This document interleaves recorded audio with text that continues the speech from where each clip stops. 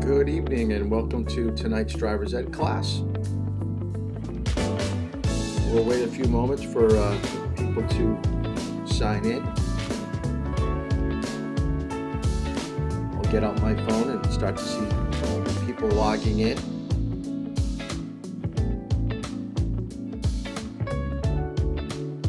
It's a cold one. I got a sweatshirt on. I'm in a side room here at my house. Old windows, leaky windows, air coming in, kind of cold.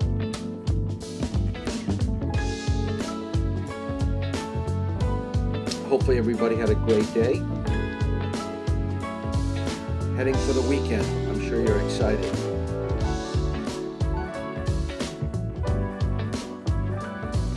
I appreciate those that were sending the posters that I requested at the end of last night's class. So for the most part, I think I've got just about everybody handing in an assignment, which is great. So I'm kind of happy about that. I still want to get textbooks out to people. I know I had to send out some PDFs to people last night, but let's remind me when we drive next. So some of you don't have textbooks and we've been driving, so you should remind me that you don't have a textbook. It's a lot easier doing it that way.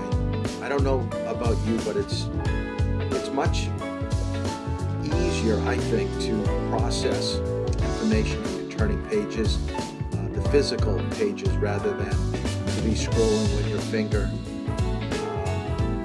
And it's kind of hard to look at some of these downloaded PDFs. It gets kind of small even though you can magnify them. So, well, everybody's jumping on, which is kind of good. I'm going to be talking about this quite a bit tonight at the beginning and definitely at the end. We almost have half the people online right now, which is good. But I asked for those of you that wanted to drive to let me know. We've got to get going. Like we said, we want to try to do at least twice a week. This week was kind of a bad week because of being quarantined, but we've got to get back into driving. And if we're going to get things done, we need to start scheduling. So please let me know your availability for tomorrow, Saturday, Sunday, Monday, and Tuesday. So for the next 4-5 days, I will be driving, and I want people to indicate when they are free to drive. So that's going to be part of what we're going to do at the very end of class, is that you're going to send me days and times that you're going to be available. And that way I can text back to you and we can start to log in and commit to times so we can kind of get back on track. Like I said last night, this is one of my favorite classes to teach, and actually, since I didn't have much to do today, I went back into Durham by myself with my cell phone, and I took some snapshots and some little movie clips that we're going to see tonight when we talk about the subjects of signs, signals, and pavement markings. So we've really covered quite a bit up to this point about getting ready to drive, understanding the history behind driving, the technology behind it. And last night was all about the mechanics, the physical part of positioning your car on the road, how we can use our eyes a little bit better. But I find tonight's class is really where we're going to kind of dig deep into basic understanding of traffic law. And every state has some minor changes to what traffic law is, but for the most part, we start with a core of rules and regulations, and every single 50 states, we adhere to that basic principle of driving, of adhering to these rules. So when you go from state to state, these things, what we talk about tonight, these core elements to driving, will stay the same. Now, like I said, you're going to see some things a little bit different, maybe some signs that you haven't seen before, but for the most part, shapes and colors are going to be relatively the same. And we're going to be talking about stopping behind buses, what to do at railroad crossings, what makes railroad crossings unsafe. We're going to be talking about right-of-way. So there's a lot that we're going to get into. So please get out some paper to take some notes. It's going to be very helpful if you write some of these things down. We're going to revert back to looking at what the state is going to look for when you go for your driver's test. What will they be looking for in stopping and yielding and giving right-of-way to other people? So we're going to take a look and see what your basic knowledge is. So like I said, I find this class to be pretty interesting. For most of you that live in Durham, this should be a familiar sign, the stop sign near the junior high, indicating that everybody at this intersection has to stop. And what I like about this particular snapshot is the stop sign on the left-hand side of the road. And I want you to think that this is a one-way street. So each lane basically has their own stop sign. It's really surprising how many people think that you can drive up this road the wrong way, when yet you have arrows and the back of stop signs indicating that you'd be doing something illegal. So as you're driving, you need to start to process all these signs and pavement markings relatively quickly, remembering those that you're going to have to deal with and basically ignoring the ones that don't pertain to you or of no concern to you. But it is a continuous process of feeding in the information through your eyes into your brain, processing the information, and then dealing with it as you're approaching the intersection. So let's kind of get right into what you know and what you don't know. Okay, so we're going to start off with this. So what I'd like you to do is to get a blank piece of paper, and there are 30 questions. This is a matching test. So what I'm going to do, let me kind of get into my timer. So hold on. I am going to actually give you, let's see if I can, whoop, it didn't work. Let me bring it back up here again. Oh, there it is. I got to bring down the time. Let's try 7 minutes. Okay. There we go. We have 7 minutes. There's your time limit. So you've got 7 minutes to match the symbols up here to what you have down below. All right. So I'm going to give you these 7 minutes. We're going to come back and we're going to take a look and see what you know and what you don't know. All right. I'll put on a little bit of music. I'll put it on rotation. Good luck. And we'll be back in 6 minutes to see what you know.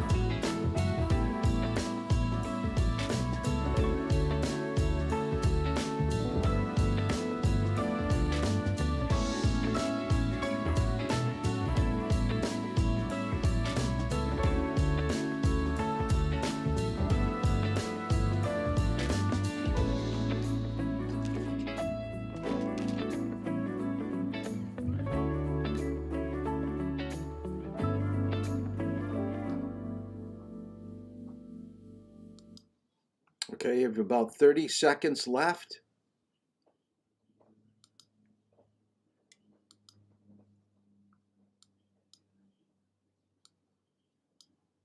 So try to wrap this up. Try to have every single question answered.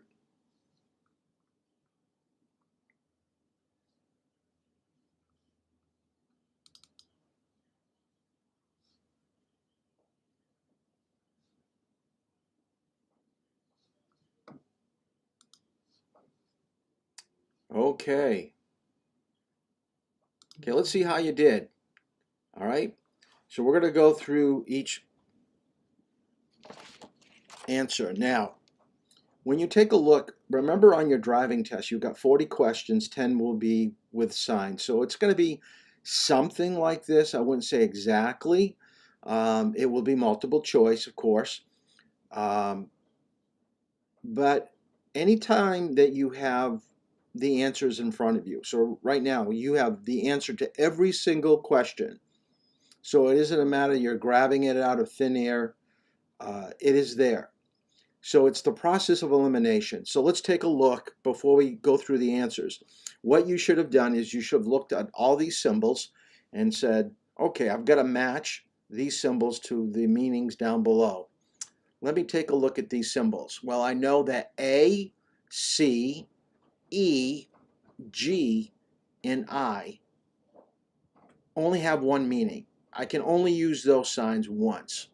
So I'm going to find where those signs are. So I'm going to look under the 30 descriptions and I'm going to find those and I'm going to use those 5. Okay, I've got my 5.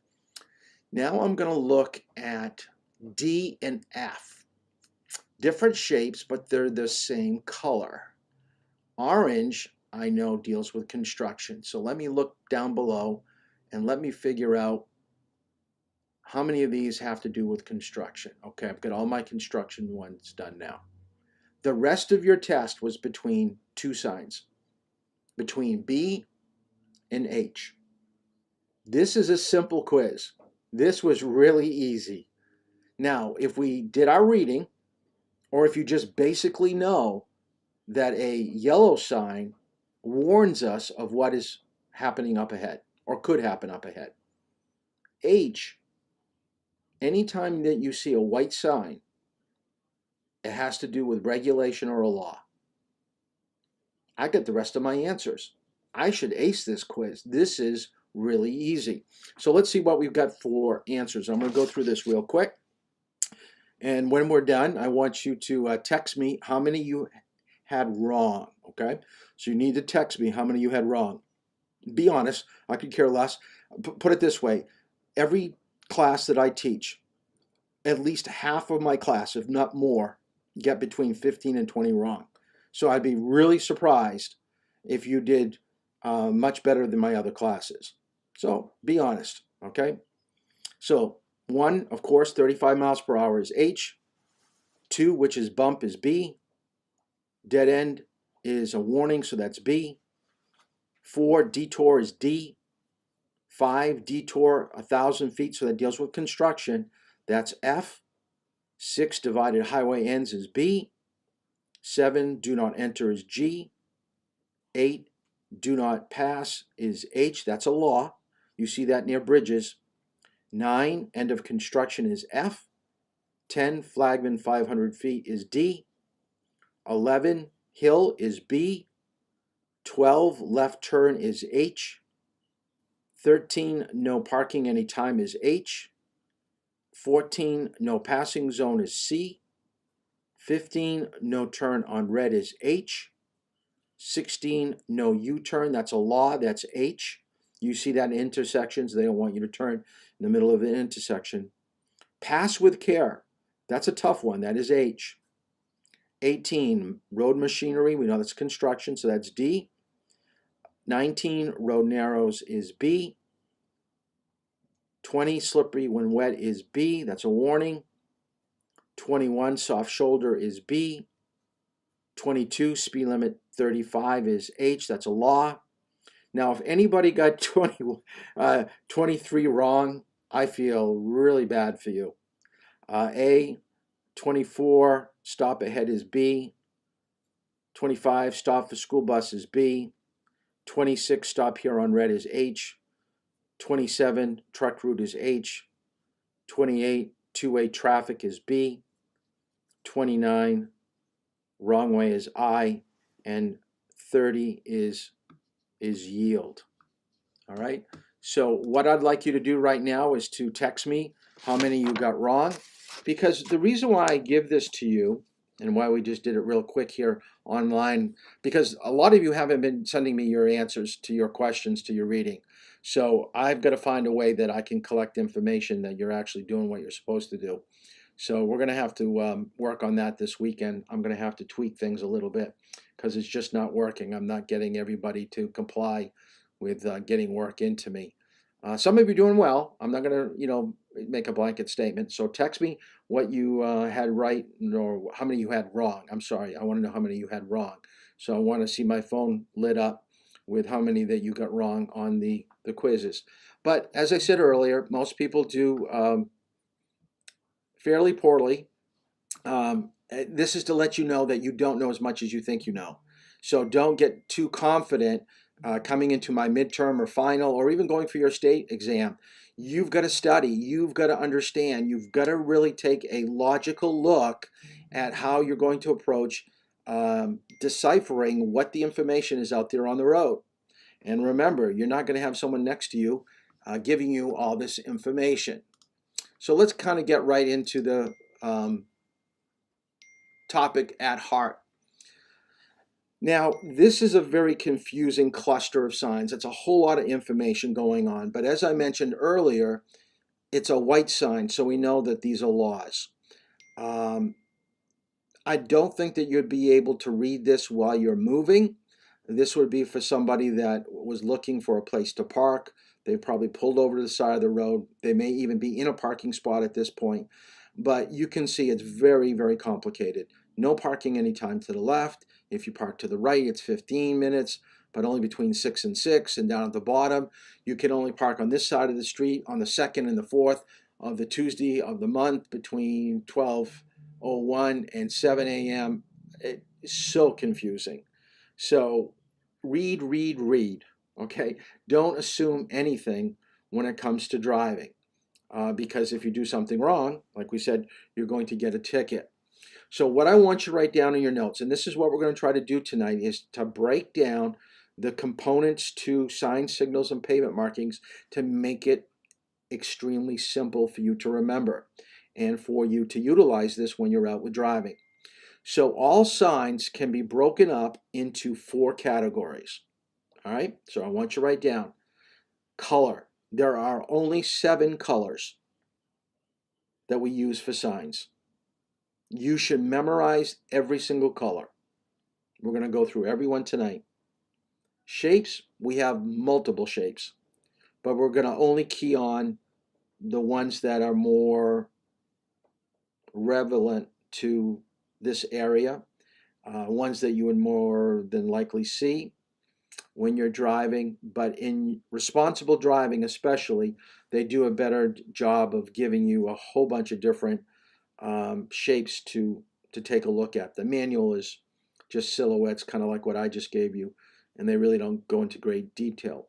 Now, the last 2 categories, as we kind of broke down with the quiz, can be broken up into regulatory and warning. So regulatory, another word for that would be law. So make sure if you're looking at a sign and it's a sign that's regulatory, a law, if you're not complying to that sign, you're breaking a law and you're going to get a ticket. A warning light, let's just say deer crossing. There may not be any deer near the road, but there probably has been some crashes with vehicle, so they figured why not warn people when you're driving in this area, look to the left, look to the right, be careful, because on certain parts of the season, before deer season and after deer season, you're probably going to see deer feeling more comfortable out near the roadway. They're probably hiding during deer season. And we're going to be talking about wildlife too. So we can take a look at these 4 categories and help us when we're driving.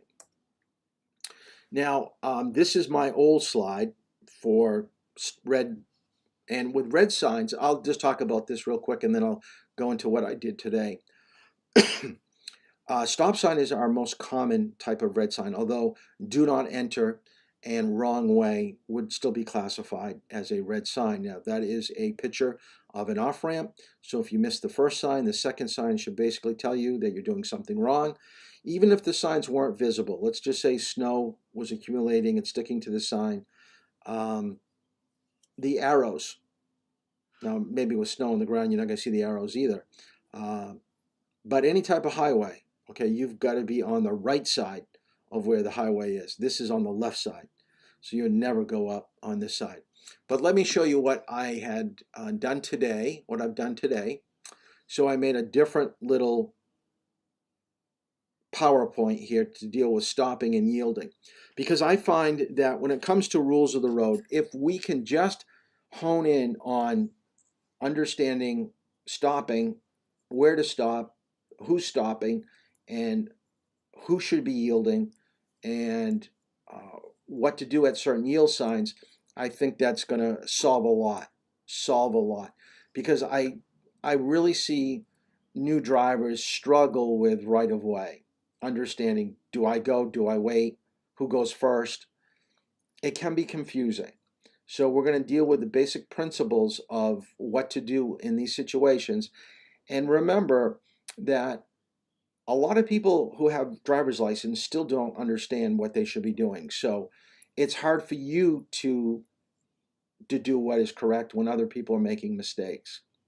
So we've got to learn right now what is your responsibility, what is the law, and then we're going to start introducing, well, if someone does this or someone does that, how do I react to that? What should I do? So let's kind of go through this. So what is the difference between the two? Aren't they the same? No. And why aren't drivers doing them correctly? Because they're confused. They don't basically understand it. They never did, and they're not taking the time to learn it. So the first thing that I want to talk about is stopping. And I kind of like this. It has to be someplace in the Midwest, because I've never seen the bottom sign any place in New England. I've never seen stop means stop. But when I went searching today, I saw a lot of signs that indicated this. So this must be a huge problem in the Midwest or in the West. So it means you must come to a full stop. So what that means is the vehicle has rested. Remember, we talked about pitch last night. That means the car has moved forward and then it has moved backwards. That is what we call a resting stop. There is no movement to the wheels at all. Okay, wait until crossing vehicles and pedestrians have cleared. So when we're at a stop sign, if someone is already in the intersection, if someone is already on the main road, we must wait for an opportunity to get out to the road that we want. Now, you must stop at the line if it's present. If there is no stop line, then you need to stop at the sign. Okay? And we call that our legal stop. So write down in your notes, when you've done this, it's called a legal stop. You've done what is required. If your vision is blocked by other cars, by the environment, we talked about buildings, bushes, then you're going to move up forward so you can see better. And that's called a safety stop. Now, the state is very particular on your driving test, stopping at the line. So when you're driving with me, I'm going to harp on you constantly to reiterate the importance of stopping at your lines. Okay, you just want to practice it. And that's where the bumper is. It's not where the tire is. It's where the front of your vehicle. So make believe at the line there is a huge wall. Now, you don't want to do damage to your vehicle, so you're not going to hit the wall. So you're going to stop just before it. That's what you want to do with the line. Stop just before it and then move forward. All right?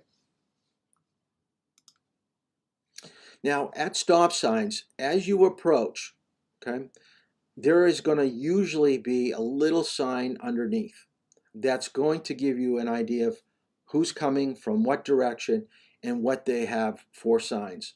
So here we've got a four-way, we've got a three-way, we've got an all-way, which is the same as a four-way. And then you've got a covered sign of snow. And sometimes signs may be covered by branches. But because of the symbol, we can see a little bit of red on the border. We can't, you're not going to be driving and go, I wonder what that sign is. You've got to know what it is. You've got to know that an octagon and a red sign is a stop sign. Okay, so even though the snow is on it, we can basically know what it is. Now, the difference between rolling and stopping. So what is a rolling stop? Your tires, as we said earlier, aren't moving. And people confuse a hesitation. So the car really hasn't pitched. You can basically slow down and hesitate and then start moving again. And that's really not a stop. So I was in Durham this morning and I took this video. And you tell me after watching this if you think we've got some people rolling stop signs. So watch this. So here we go. Let's take a look at this black vehicle. That was a hesitation. The white van, hesitation. Okay, those were not true stops. Let's see the silver car. Let's see if he feels the car pitch. Yes, he did, because he let the other car go, and that silver car did stop too. So a lot of times when we do have other vehicles around, that car stopped.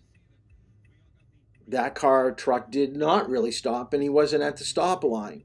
And where I'm positioned right now is where the Durham police usually hang out right where I am at right here.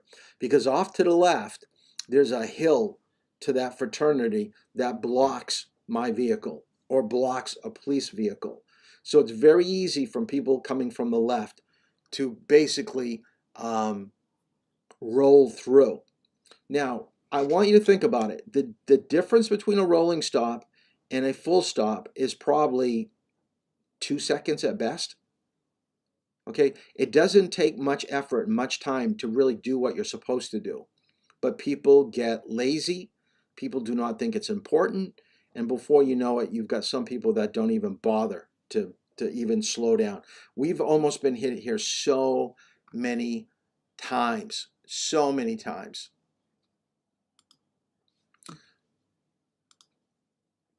So how to make a correct head check at a stop. When you go for your driving test, once you come to a stop or as you approach, I want you to write this down. I'm about probably 60 feet from the stop sign right now. At this point, I'm analyzing the sign and what's written just below it. It says cross traffic does not stop. So even though I've got a stop sign and I've got a blinking red light, I know I'm required to stop. But by reading the sign real quick, I also know people to the left and right do not have to stop. So you can see the white truck is stopped. He's checking. So I'm always trying to figure out what I need to do before I get there and where I'm going to be looking. Now, always check your rearview mirror after you use your turn signal. So I'm about 60 feet. I probably got my signal on right now. And the minute I put it on, I'm checking my rearview mirror. I want to see who else is behind me. Are they too close? Are they slowing down? And then when I come to my stop, I always make this check. Now, you need to know this. This is going to probably be something I'm going to test you on. Okay? You always look left first at a stop sign because that is where you're going to be hit from first. So you look to the left, you look to the right, back to the left one last time before you go in the direction that you want to go. So in this intersection, we have 3 options. We can go straight, we can go left, we can go right. But you will always check your mirror before you use your signal. Once you stop, made that resting stop, left, right, left, and then you can go. Now for the most confusing sign and what to do. Yielding. In driving, a yield, or what they call it, give way sign, indicates that merging drivers must prepare to stop.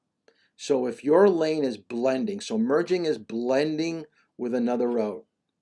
So merging drivers must be ready or prepare to stop if there's traffic.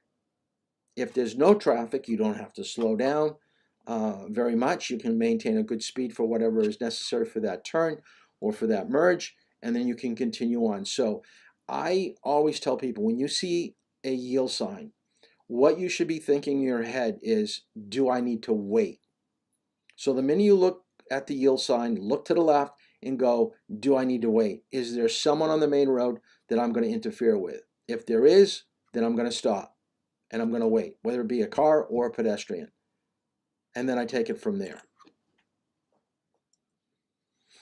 So when you're yielding, you're not only yielding to vehicles, but you're also yielding to pedestrians. So once again, once you're approaching that yield sign, about 60, 70, 80 feet away, you're analyzing the speed and position of people on the road, whether it be pedestrians or vehicles. And do not trust, especially in Durham, do not trust directionals.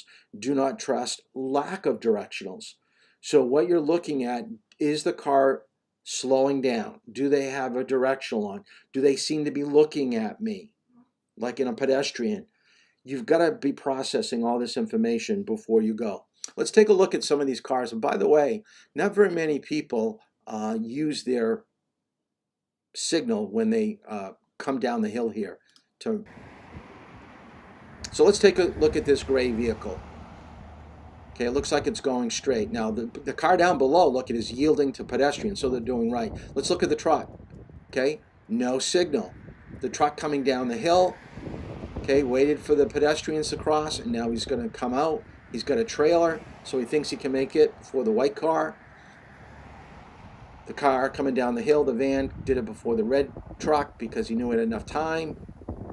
This last vehicle is going to speed up to go before the last car coming down the hill. So you're processing, and notice not very many people coming down the hill use their directional. Let's see if the white car does. Okay, they're braking because they see a pedestrian. And now they're speeding up because the pedestrian's not crossing the street. But it's a pretty interesting intersection here with the yield. Let's take a look at one last place that has a yield sign. And that would be on the highway. So you're merging onto a highway. You're picking up your speed about 35 to 40 miles per hour just before the yield sign. Now, just before the yield sign, you're going to look in your rear view mirror and you're trying to see what you have for traffic behind you. So there's the rear view mirror check. Then you're going to look in your side view mirror. Then you're going to look over your shoulder in your blind spot. Now you're going to use your directional, and now you're merging out onto the highway. So there was no traffic in any of the checks. We weren't going to hold up traffic. That is yielding. That is merging. So merging and yielding is basically one and the same.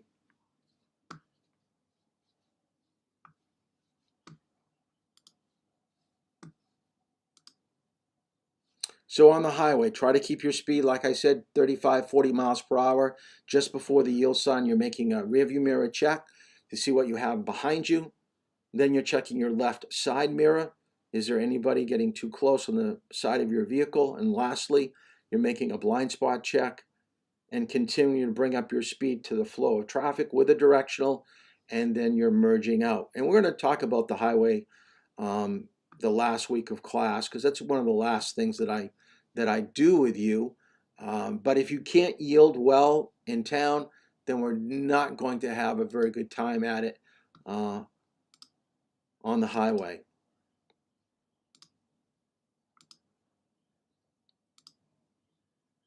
Okay, let's talk about white signs. And you want to impress your parents and let them know that you're actually learning something in driver's ed.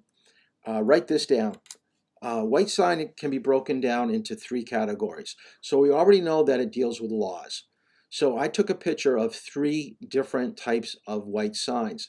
And ask your parents, how many subcategories do we have with white signs? Everybody says white with black. Everybody says a speed limit. Everybody knows a speed limit sign. But they forget there are 2 other types of white signs, white with green and white with red. So this is what I want you to write down.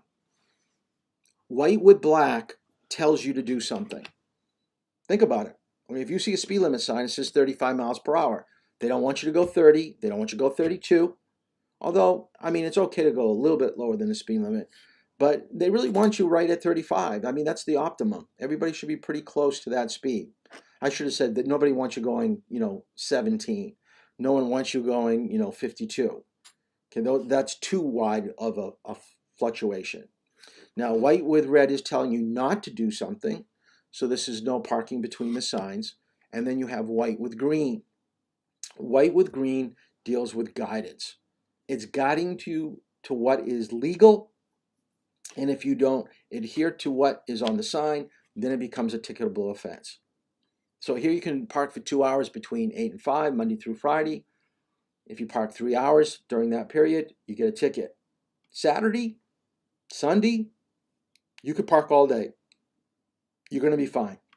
There's no problem parking all day on the weekends. And by the way, this is in front of a school. That's why they're regulating it. Now with blue signs deals with motorist services. And usually we see these signs on the highway. The most common type of blue sign is what we've got down below, is the handicap sign. We find that in front of every single public or municipal building. We want people that have issues with mobility to have the best parking spaces available to get into the building. We do not want them to walk for a distance. So it is wrong of you, and you'd be breaking a law. We're going to talk about this when we talk about parking. You would be breaking a law if you were to park in a handicap spot. And by the way, there doesn't have to be a police officer around to get in trouble. Someone can actually take a picture of your vehicle with your license plate. They can send it to the police station, and the police can actually come and to your home, or even mail it to you, a ticket. So an officer does not need to be around. There just has to be some type of physical representation of, was it your vehicle? Were you in the vehicle? That you're getting a ticket. So that's why cameras are big now with law enforcement. We call that photo enforcement. Can't have police officers everywhere, so we're taking pictures and sending it. What are some of the more common blue signs that we have? We have lodging, we have telephone, we have food, camping, gas. Okay, so all these things are going to give you information. And now with GPS, actually, you can actually look at your GPS and ask for, where's the nearest gas station? Where are the fast food restaurants? And it pops right up on our phone, it pops right up on our GPS. So signs probably aren't as important when it comes to blue signs as they used to be, because we have that technology in our car now, in our phone. But it's still good to see on the side of the road, so you don't have to get out your phone and do something illegal like checking it. The next group of signs is the most common type of sign that we have, and that's a yellow sign. And what I want you to write down are, there are two subcategories of yellow. The first category is your regular. That's what's at the top. It's telling you that there's a stop sign up ahead. The one below it is slippery when wet. And then way down below is the crossing, or neon yellow. So with neon yellow, what I want you to write down in your notes, it has to do with pedestrians or schools. Any pedestrian crossing or school crossing, school zone, will be a neon sign. Okay, it's that yellowish greenish sign. What I'd like you to do right now, and I'm going to continue talking, but I want everybody to text me a sign that you've seen that's a yellow sign. We're going to see how many different yellow signs we can come up with. Don't use the ones that are on the computer right now. Let's see how many different yellow signs we can come up with. And to start it off, I'm going to give you an example. Here's one that you can't use: playground. Okay, there is a yellow sign that's for a playground, and it's a seesaw. It's got two kids on a seesaw. You don't see that around that often, but I think when you look at it real quick, you think kids, you think of, recreation. So it's telling you of a playground. So that's a type of a yellow sign. So text me a yellow sign that you've seen. Good one, railroad crossing. Okay, I saw that one come up. School zones, traffic lights, good. Speed limits by schools are always going to be 10 miles below the posted speed limit. So here on Town Hall Road, speed limit's 35. So the real speed by the school, Monday through Friday between 8:15 and 9 o'clock, and 2:45 and 3:30 will be 25. Now the 30 stoplight ahead, good one, Finn. Stop. This school sign that's 30 is on Route 155. The regular speed is 40. So take your regular speed, drop it by 10, early morning, late afternoon. Steep hill's good. Someone had signals. Um, a windy part of a road, that's good. You guys are coming up with good ones. Keep them coming. Anders, steep grade, like it. That's good for trucks. Now, green signs deals with direction or guidance. So we usually see these on the highway. The green sign that we see most often in town are street signs. So direction and guidance is going to be green. Now, you may want to write this down, because I found out, and I just learned this probably about 2 years ago. I always thought, because I live in New Hampshire, that street signs are always green. Well, I started to take a closer look when I went to other states. There are 4 colors that they can use for street signs. Like, let's say Broad Street or Elm Street, Main Street. The 4 colors, green is what we have here in New Hampshire. If you know any place that deals with a federal, like in Boston, you may see a blue street sign. So if it's around federal buildings, it could be blue. It can be red. Okay, it can be a red street sign, and it could be brown. All right. Actually, over near the cottages in Durham, where some of the college kids live, they have brown street signs for that particular area. So green, brown, blue, and red you can have for street signs. I thought this was kind of a funny green sign. My nephew lives over on the West Coast. School zone, that's a good one, Keen. I like it.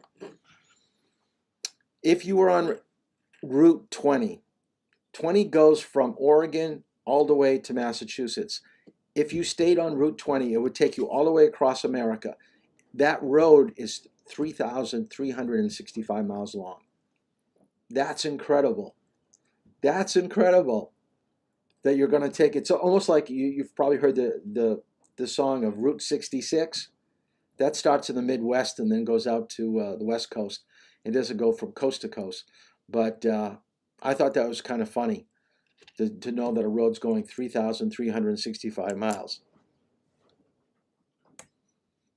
Brown sign is recreation. It's the least, color that I've seen around here, except for a few street signs, like I said earlier.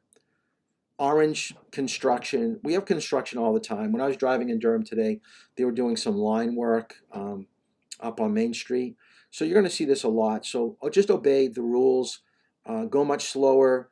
And what I mean by obey the rules, I'm talking about if a flagman is holding a yield stop sign, stop. If it's holding up a slow sign, just go slow. Give them plenty of room. Don't get too close to where they're working. And the one thing I want you to remember, and we're going to see this again, is fines for going too fast near construction will always be double what it would normally be if you were speeding in that area. So if you want a hefty fine, I think it's between like $250 and $500 is what the common ticket is for doing something wrong near a construction site. So once again, they can write down your number or take a picture and explain to the courts what they saw and what you were doing. And even though there's not an officer around, and you're going to probably get that ticket. Traffic signals, let's talk a little bit about that. We know from top to bottom, red, yellow, green, because red is the most important. A lot of times when we come up behind another vehicle, especially a large vehicle like a UPS truck, we can't see the light. They're just much taller than we are. So the first light that we will encounter, what we'll see, will be the red light. Now, I took this picture many, many years ago on a cheap camera. And a lot of people are going to say, but Mr. Toll, the light is yellow in this picture. No, it's not. That is still a red light. It just looks yellow because the camera did not process it correctly. So even though you're colorblind, you need to know the top light is the one that's on. And in some states, they actually don't have the signals go vertical, they go horizontal. So if you did your reading, you saw this. So when they're on the horizontal, from left to right, it goes red, yellow, green, which is kind of odd that they put it on the horizontal rather than the vertical. There's something else in this picture that's telling you that it's a red light. It's the countdown for the crosswalk. You can't tell pedestrians it's free to cross and give someone a green light. Okay, so when a crossing signal is on, whether it be the white person, the white symbol of a walker, or the countdown, you cannot turn right on red. You can't go through the intersection. Right? And remember, right on a red light only happens after you've got a solid hand. You cannot do it on the countdown, can't do it on the symbol of a walker, can't do it on a blinking light. It's going to be a solid hand. So a solid hand is like a solid red light. Then turning right on red is legal in every single state, unless posted. Unless posted. I thought this was kind of ironic. This was a piece of art that was in a park, and I believe this is someplace in Europe. But I also believe it's near a road. I think if I was, driving down the road and I saw this, I'd go, oh, what am I getting myself into? Is it more than a four-way intersection? Is it a 6, 7, 8? What's going on? So it can get confusing when you have multiple lights and multiple lanes. Where am I supposed to go? So the earlier you pick up your signals and pick up your description on the roadway or on signs where you need to be placed, the more likely you're going to be okay. You're going to do what's right. But a lot of people get confused and they try to fix their problem last second and they cut people off or they stop real quick, and we don't want that to happen. And I'm not going to read this whole paragraph because I found a video about 6, 7 months ago explaining this. So I'm going to just say this in a nutshell. So I want you to write this down so you basically understand it. And I think once you've been driving with me for a while, you basically know as we approach an intersection, I will point out to you that I believe that the signal is going to change to green to red or red to green. Over the years, I've gotten probably about 85% of the time I'm correct of figuring out when the light's going to change within like 2 or 3 seconds. And the way that I've started to do that is realizing that there is some type of magnetic field, a little tripwire underneath the pavement that senses when there is no traffic coming or when there's cars stopped. So technology is getting so complicated and we're able to figure things out that no longer are we doing like a red light for 30 seconds and then we're going to give a red light to the person to the right for 30 seconds, then we'll give a light to the person to the left for 30. It's not timed out equally. Traffic lights change according to traffic flow. So when the light senses there's nobody coming and there's someone waiting to the left or to the right, then the light will change. So I found this kind of cool video that really talks about what happens in the city with these magnetic fields and how we can get groups of cars. And I want you to pay attention to the very end of the video, because they talk about a cluster of vehicles. So I want you to text me, what is the terminology that they use for a cluster of vehicles, okay? So that is your assignment watching the video. What is the name of the cluster of vehicles? If you live in a major city, I can take a pretty good guess at one of your most common frustrations: traffic. In city driving, the journey is rarely better than the destination. In most cases, we just want to get where we're going. Traffic is not just frustrating, but it has consequences to the environment as well. All those idling vehicles have an impact on air quality. When you're stuck and sitting behind a long line of cars, it's easy to let your mind wander over solutions to our traffic woes. But traffic management in dense urban areas is an extremely complex problem with a host of conflicting goals and challenges. One of the most fundamental of those challenges happens at an intersection, where multiple streams of traffic, including vehicles, bikes, and pedestrians, need to safely, and with any luck, efficiently cross each other's paths. Over the years, we've developed quite a few ways to manage this challenge of who gets to go and who gets to wait, from simple signs to roundabouts, but one of the most common ways we control the right-of-way at intersections is the traffic signal.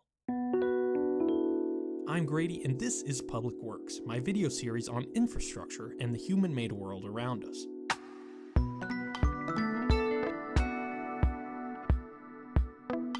This video is sponsored by Squarespace. More on that later. There are a lot of good analogies between cities and human anatomy, and roadways are no exception. Highways are like the aorta, with a high capacity and single major destination. Small collector roads are like the capillaries, with not much capacity, but a connection to every individual house and business. And in between are the aptly named arterial roadways, the medium capacity connections between urban centers. Rather than ramps, overpasses, and access roads to control the flow of traffic, arterial roads use at-grade intersections through which only a few traffic streams can pass at a time. We call this interrupted traffic flow for obvious reasons.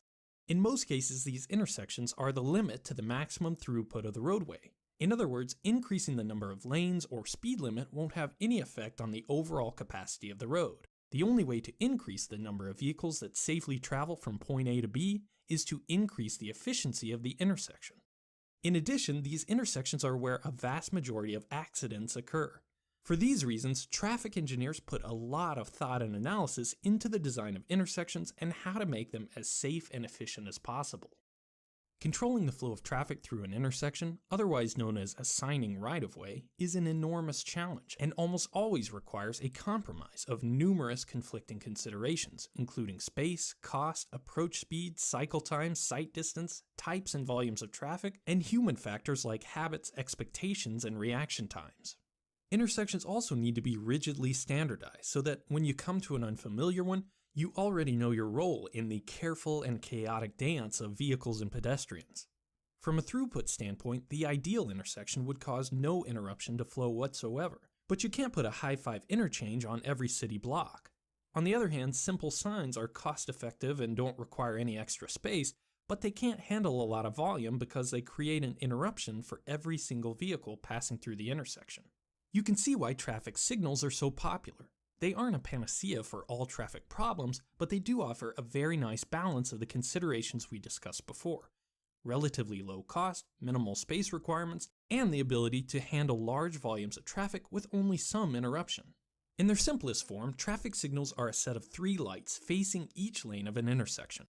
When the light is green, that lane has the right-of-way to cross. When the light is red, they don't. The amber light warns that the signal is about to change from green to red. Beyond this basic function, traffic signals can take on innumerable complexities to accommodate all kinds of situations. Let's take a look at a typical intersection here in the US to show how they work. At each approach to an intersection, there are 3 directions vehicles can go, called movements: right, through, or left. Right and through are usually grouped together as a single movement, so a typical 4-way intersection has 8 vehicle and 4 pedestrian movements. These movements can be grouped into phases of the traffic signal. For example, the left turn movements on opposite approaches can be grouped into a single phase because they can both go at the same time without conflicts. Traffic engineers use a ring and barrier diagram to sketch out how different phases of the signal are allowed to operate. Here's the ring and barrier diagram for our example intersection. The first phase is the major street left turns.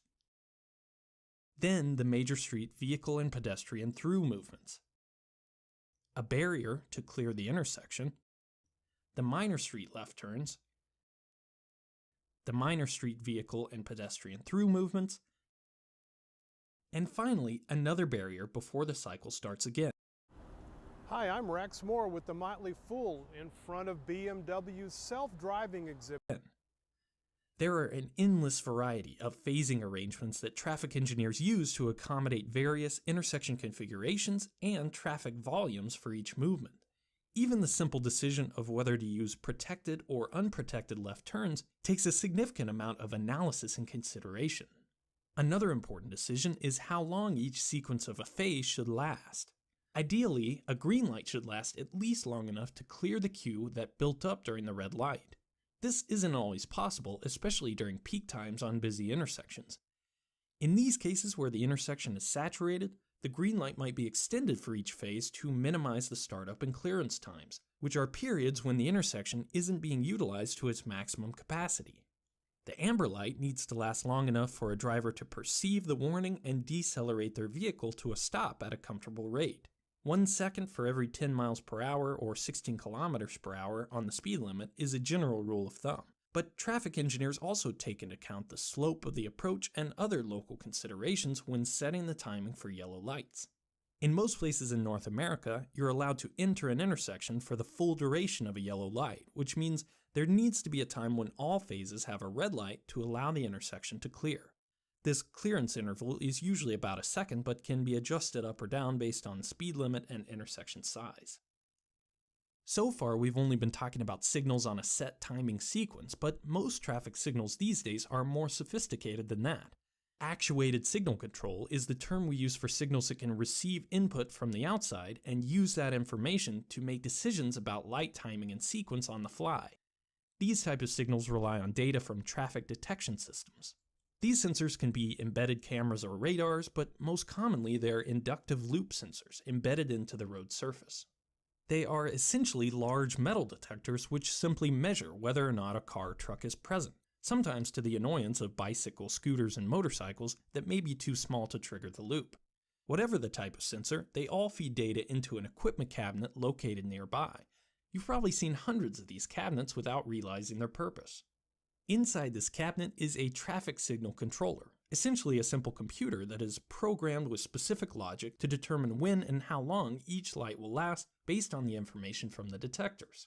Actuated control gives a traffic signal much more flexibility to handle variations in traffic load. For example, if a nearby road is closed and traffic rerouted through a signal that doesn't normally see such high demand, it may need to be reprogrammed before the closure. A light equipped with actuated control will simply see the additional traffic and adjust its phasing accordingly. Same thing with special events like concerts and sports games that create huge traffic demands on irregular schedules, and even seasonal changes in traffic like in major tourist destinations. Actuated systems can also keep you from waiting at a long light when no one's crossing in the other direction. Finally, actuated control can help by giving priority to emergency vehicles and public transportation by using specialized detectors like infrared or acoustic sensors that communicate directly with certain types of vehicles. But actuated control isn't the end of the complexity. After all, it still treats each intersection as an isolated entity, when in reality each signal is a component of a larger traffic network. And each component of the traffic network can have an impact, sometimes a major impact, on other components in the system. Take the classic example of two signals closely spaced in a row on a major roadway. If one signal gives a green but the next one doesn't, cars can back up. If they back up far enough, they can sit through multiple cycles at an intersection without being able to pass through until the light beyond clears. It's a frustrating experience for anyone. A signal is inadvertently but significantly reducing the capacity of an adjacent signal.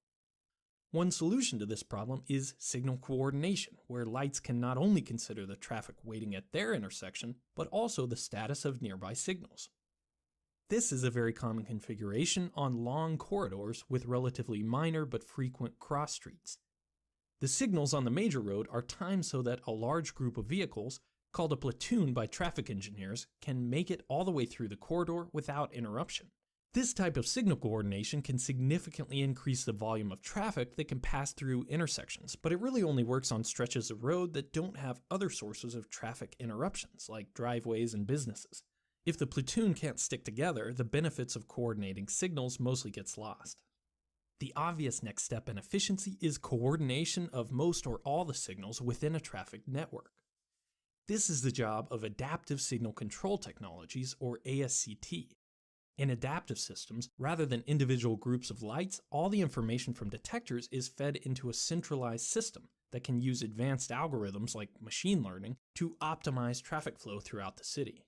These types of systems can dramatically reduce congestion, but they're only just starting to be implemented in major urban areas. As sensors become more ubiquitous and computing power increases, traffic management may slowly but surely be relegated from civil engineers to software developers and data scientists. On the complete opposite side of centralization, many believe that self-driving cars are the next revolution in traffic management. If every vehicle could communicate and coordinate with every other vehicle on the road, interrupted traffic control could eventually become a thing of the past. But don't get your hopes too high. In dense urban areas, traffic congestion is often self-limiting. Especially during peak times, for every one person on the road, there are many more at work or at home waiting for the congestion to clear up before they head out. This latent traffic demand means that any increase in capacity will quickly be filled up with more traffic, bringing the congestion back to the same level it was before. So hopefully this gave you some good information of understanding what happens at lights.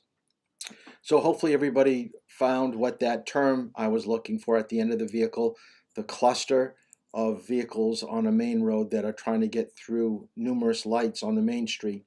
So remember to text me what you think that is. The other thing I want you to write down, and I think this will be helpful. Yep, I see people are texting in it correctly. Good, good. I want you to write down that yellow lights are on for 1 second for every 10 miles per hour. I thought that was really helpful. So when we're going 30 miles per hour and the light turns yellow, in your mind you can count to 3. 1, 2, 3, and then you know it's going to be red. So basically when you want to handle a yellow light is to clear through it without having it turn red where you're actually seeing it turn red, because then you're running a red light and crossing traffic is going to be coming at you. The other thing that they didn't mention in the city was, what do you do when there's large emergency vehicles like fire trucks and ambulances and even police cars? It's called an opticom light. So in between the two red lights that are over the car that's in front of us, there's a little red light that's actually on, and you can take a look at the light on the pole off to the right. So everybody at the intersection, even the second intersection up ahead, everybody has a red light. There is a mechanism inside these emergency vehicles that they can make every intersection turn to red. That way that they're not going to have green lights with cars coming through. So they're going to freeze everybody at the intersection until they get through for about 5 or 6 seconds, and then they're going to switch the lights back to their regular sequence. So we know that technology is, making this all possible, and you can even tell by the little loop the camera. If you look over to the left, right to the left of traffic, that big thing sticking up looks like a shower head. I believe that is actually an indicator of like a traffic light, so it's showing traffic. So as we saw in the video, we're able to see where problems are, even though there are no emergency vehicles, at least if the lights were all green, to say that there was a problem. So we're able to see it on computer screens. Right on red is always possible unless there's a sign posted otherwise. We mentioned that before. What do you do when traffic lights don't work? Let's say that the wind was blowing so hard that a tree came down, took down power lines. Now the lights are not functional. We're on a major road at a traffic light. Who stops? Who gets to go? What I want you to write down is that everybody treats the intersection like a four-way stop. If there's a police officer there, like what we have to the left, he overrules any traffic light, or he'll direct traffic when there are no lights. So he could make 20 cars go, and then he'll hold up traffic and then make another side of the road go. But if there's no police officer around and there's no lights that are working, treat it like a four-way stop.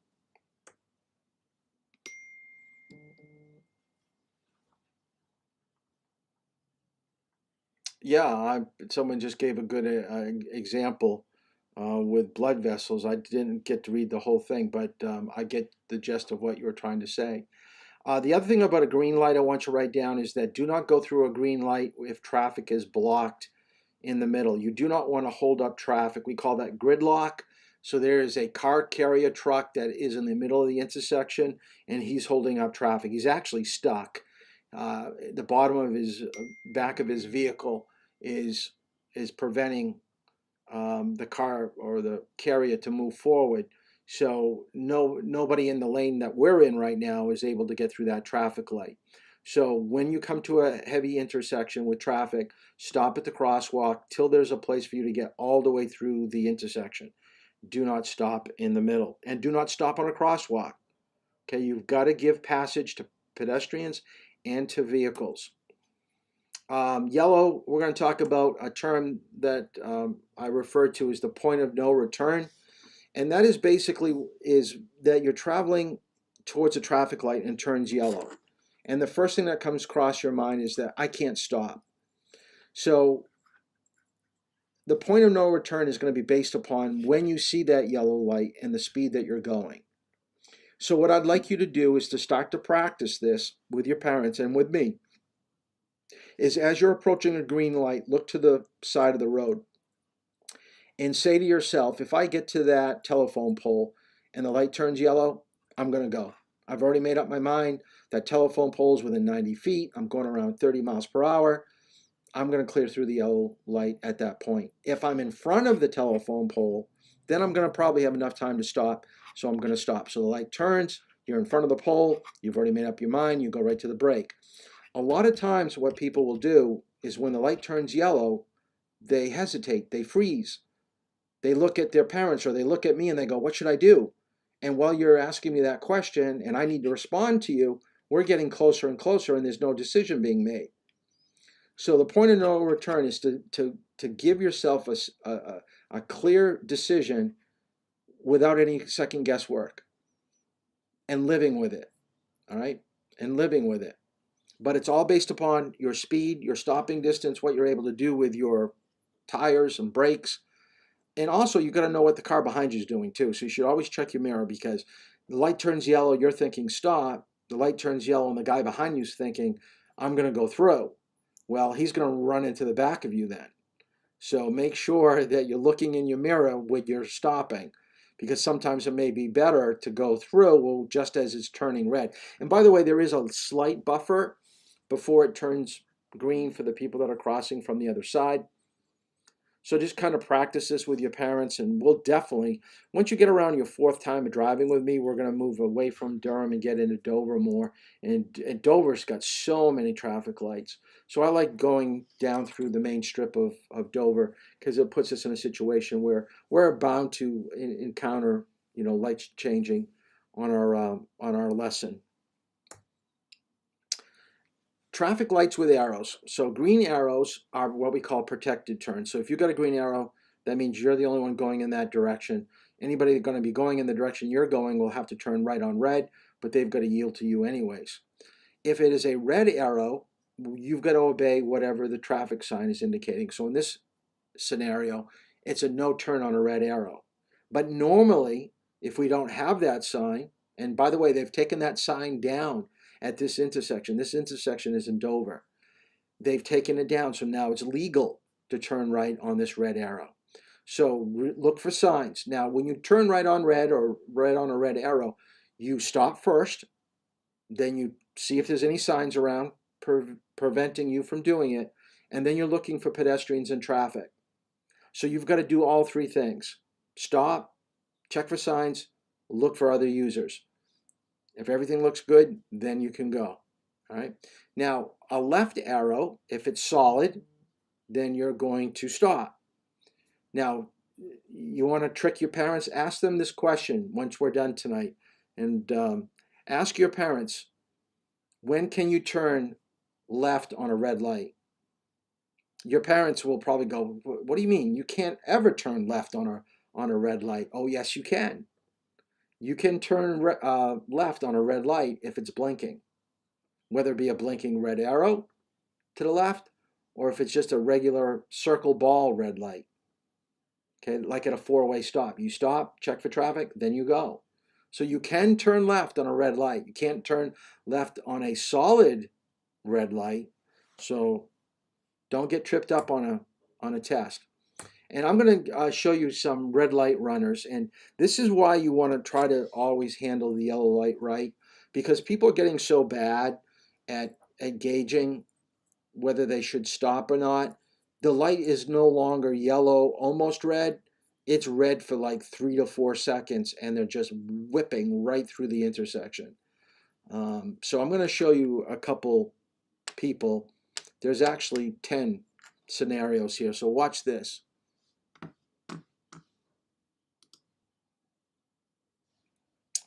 And they're going to get worse. And I found this is in Missouri.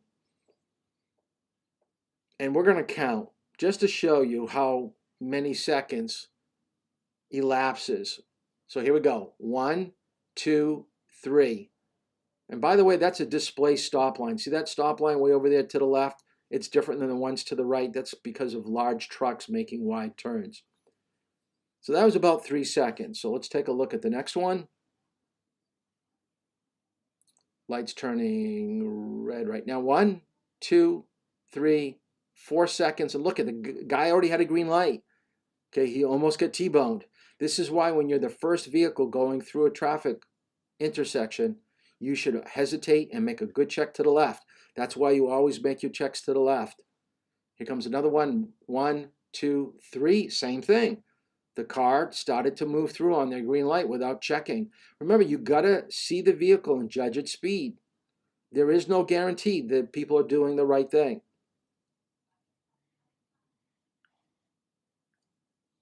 One, 2, 3, 4. He actually splits vehicles. Look at that. He had no intention of stopping.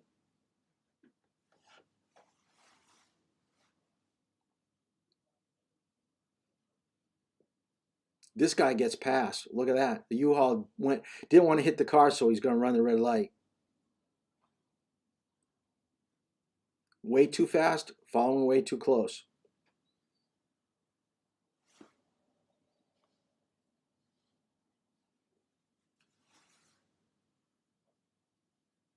One, 2, 3, 4, and then he sees that it's a large truck, and he's going to get crushed. So he decides that he's not going to do it.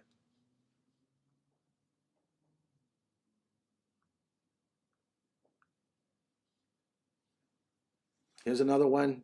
Okay, now they're going to get worse. So there was a crash there. And by the way, that vehicle to the right was blocking the view.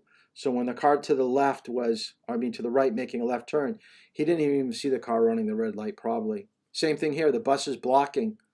See? All he knows, he's got a green light, so I might as well go through the intersection. He didn't realize someone was running a red light. Plus you got bad weather, so you're not going to be able to stop as well.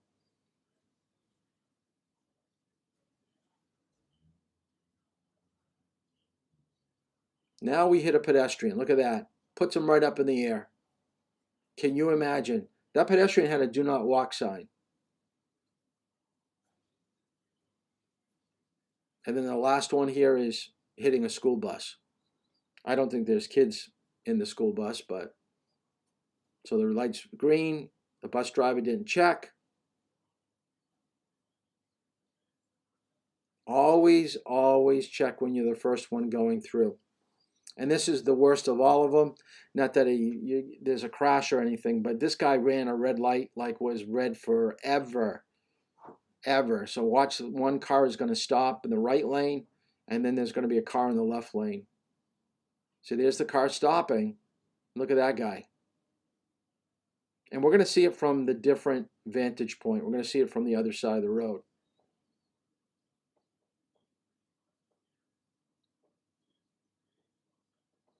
So there's the red light. Here comes the car that's stopping.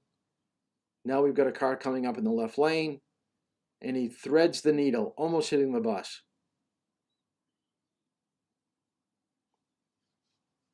All right, that is running lights. We don't want that. So those pictures were only provided to us because of cameras. So cameras are going to actually take the addresses from your registration and send it to you, so you get your ticket in the mail. It's called photo enforcement, and we'll talk more about that on Tuesday. Realize that in some metropolitan areas we've got bike lanes, so with bike lanes we're putting up bike traffic lights, international signs. When you go to another country, even though you may not speak their language, we can tell by color. So what we learned tonight, the 7 colors, they're going to be used in other countries. So we got services, we've got stop or prohibition. So we got do not enter, and we've got a taxi. The reason why I took a picture of this is because everything is backwards. The driver is on the wrong side of the vehicle. The words are backwards. Is I took a picture from a mirror. So when you take a picture in the mirror, everything is backwards. And I wanted to stress to you, when you look in your rearview mirror and there's an ambulance behind you, you'll be able to read the word ambulance because it's spelled backwards. If you were to walk up to the front of an ambulance in a parking lot, you'll notice next time the word ambulance is spelled backwards. So when you look into your mirror, then you're going to see it correctly. I'm not going to show this. I'll do this later. That's just where inside the car it's telling us what's going on. I want to get to the pavement markings here real quick. What I want you to write down, the only term here I want you to write down is shared turn lane. And the bottom right corner where you have two lanes going in the same direction, and then you've got a middle lane. That middle lane is left shared turn lane, and you need to go into that in order to make a left turn. Make sure your car is parallel with the lines. Make sure no portion of your vehicle is sticking out in the back. If someone else wants to use that left turn lane, make sure that you don't go nose to nose with another vehicle, that you stay, roughly about 15 feet from another vehicle. Let that other car make its left turn, or they're going to let you make your left turn. Then that's going to free up the space that they need to creep up to go where they want. Because in Dover, especially where we have this is the place that I usually take people in Dover that has it, is you got so many businesses, their entrance could be directly across from each other. So it's not uncommon for people to get into that shared left turn lane and want to use the same part of the pavement, but only one car can use it. So we have to, stay back 10 or 15 feet, let the other car go, and then we can go. This you don't see much, and I don't think I downloaded this in my videos. The closest thing that we have around here is something called a zipper lane in Massachusetts, and this is where they take the middle lane, like that shared turn lane, and they turn it into a one-direction traffic lane. But in some major metropolitan areas, basically down the south and out west, they change that middle lane. So depending on the day, so here it's in the morning, in the AM, that we've got 3 lanes going to the left. And then what will happen at night is we're going to change it where we're going to have 3 lanes of traffic going in the opposite direction. So we've changed that middle lane. We've changed that middle lane. That's called reversible. There's the zipper lane. I don't know why I didn't pull it in, but that's what it looks like. You stay to the left of the cones. Once you get into that area, then you can't get out of it until you get to the very end of the zipper lane. So make sure you don't get into that area. If there's an exit that you want to take, be careful that you don't break down, because that could be an issue. The only thing from here that I want you to write down is the HOV. HOV stands for High Occupancy Vehicle Lane, what we refer to as the carpool lane. So if you've got more than 2 people in the vehicle, then you can utilize this lane. And if you drive a hybrid or an energy efficient vehicle, in some states they allow you to utilize that particular lane.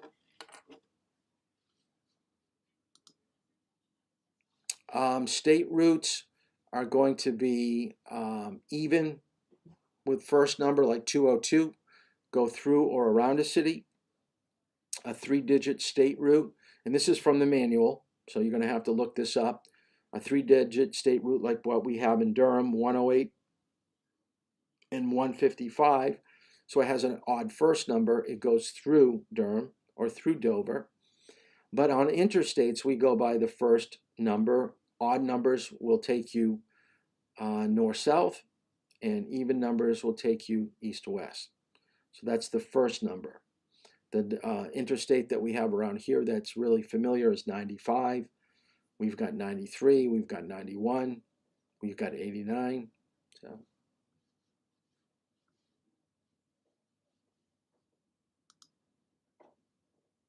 display stop lines, we saw it in the video before. This is basically where the left stop line is probably about 5 to 10 feet back from the right stop line. This allows large vehicles to make their turns at intersections and not hit you. So if you go beyond that line, trucks will not be able to make their turn, and you may have to back up. That's the only way the truck is going to be able to finish their turn. Or you're going to have to move way over into the middle of the intersection with no traffic coming, hopefully. It's just a mess, so try to stop at the line whenever you can.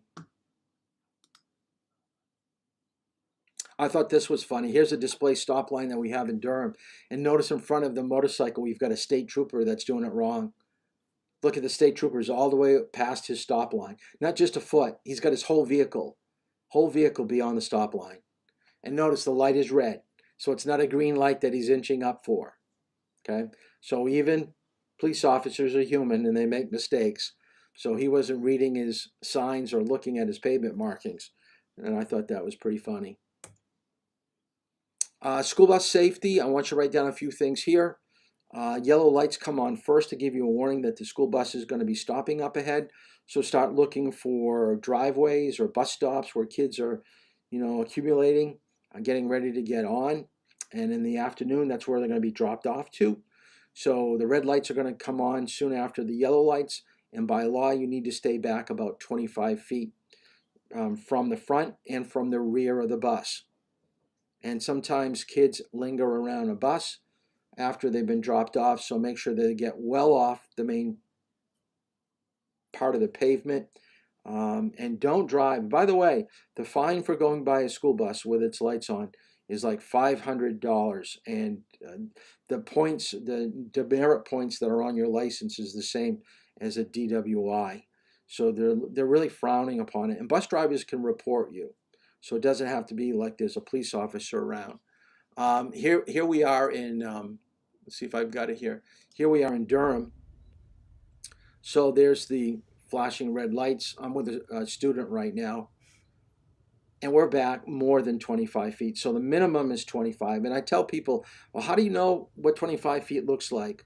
Always take a look and say to yourself, can I squeeze 2 vehicles in front of me? All right, 2 vehicles in front of me. If you can squeeze 2 vehicles in front of you, then you probably got your 25 feet. And then I want to show you one last news article about people that passed buses. It is truly unsafe. And this is a sad story of a family that, a mom and dad, that lost all their children. 3 children died in a car crash. They got off the bus and someone was either distracted or going too fast and took out all 3 kids right in front of their house. I can't imagine. Let me show you the newscast that I found. Oh, Lord, have mercy. Terror at a school bus stop in Tampa this morning. I didn't know which kid to help because there was so many laying on the ground. Witnesses say a speeding car slammed into 5 children and 2 adults, leaving 1 child in critical condition. The driver now in custody. One of 4 accidents at school bus stops in just the past 3 days. In central Pennsylvania this morning, a 7-year-old killed in a hit and run. The driver never even stopping to help. While in Mississippi, this man is now charged with aggravated assault after a 9-year-old was struck and killed. And in Indiana, a community is mourning 3 siblings killed this week crossing the road on their way to the bus. That driver also facing charges. Some 25 million students nationwide ride a school bus, but experts say getting on and off can be the most dangerous time, especially this time of year. Right before daylight saving time ends, it's often dark as children wait in the morning. So reflective clothing or backpacks can help. And teach children to line up away from the street, stay alert, and never assume a driver will stop. A deadly lesson learned the hard way for so many this week. Kristen Dahlgren, NBC News, New York. Hey, NBC News fans, thanks for checking out. That's going to be one of the saddest newscasts that I have included into my program. We still got to talk about railroad crossings and right-of-way. So I'm about 20 minutes behind, kind of like I was with last night. So we'll pick that up on Tuesday. But what I want to stress right now is that we need to drive. I need people to sign up for driving tomorrow. Saturday, Sunday, Monday, Tuesday. So for the next 5 days, I want everybody to text me what you have available, what you're able to drive. And I will text you back and I'll try to slot you in. But I'd like to get at least people in at least once, if not twice, in the next 4 or 5 days. So that's what I want you to do. Your homework for Tuesday will be read chapter 12. We're not doing road rage. We're going to pick up turning, and we're going to finish this topic. And I think, yeah, that's good enough for this weekend. I was going to give you something else on testing questions, but just do chapter 12 with those questions, and that will be it. So please text me your availability to drive. Meet me at the school on Saturday and Sunday. I'll drive between 8 and 6, and I got a few hours tomorrow afternoon or mid-morning, early afternoon, and we'll start driving again. So let's get back on, because after next week, we've only got 2 weeks after next week. So this coming week is really important to get some driving in. So that is it for tonight. I would like to thank you for bearing with this quarantine that I had. But we're good. We're good. And we're going to get back and get those hours going again. So text me, and I'll text you back of confirming your times. But please let me know when you can drive. All right. Have a good night.